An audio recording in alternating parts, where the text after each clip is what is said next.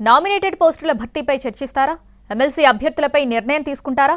ముఖ్య నాయకులకు కీలక బాధ్యతలు అప్పగిస్తారా? ఇవాళ జరిగే కాంగ్రెస్ పీఏసీ సమావేశంపై పార్టీ శ్రేణుల్లో ఆసక్తి ఏర్పడింది. అధికారంలోకి వచ్చాక తొలిసారిగా Congress party political affairs committee సమావేశాన్ని నిర్వహిస్తోంది. ఇవాళ జరిగే సమావేశంలో పార్లమెంట్ ఎన్నికల సన్నద్ధత, తాజా రాజకీయ పరిస్థితులపై చర్చించే అవకాశం ఉంది. అలాగే కాంగ్రెస్ ప్రభుత్వం 10 రోజుల పరిపాలన, రాష్ట్రంలో పార్టీ మరింత బలోపేతానికి తగిన చర్యలపై చర్చించే అవకాశం ఉంది. ఖాళీగా ఉన్న ఎమ్మెల్సీ పదవుల భర్తీ, కార్పొరేషన్ చైర్మన్ల పదవులు, నామినేటెడ్ పోస్టులపై చర్చ జరిగే ఛాన్స్ ఉంది.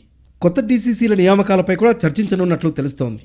ముఖ్య నాయకులకు కీలక బాధ్యతలను అప్పగించే విషయంపైన పీఏసీ దృష్టి పెట్టే అవకాశం ఉందని నేతలు అంటున్నారు.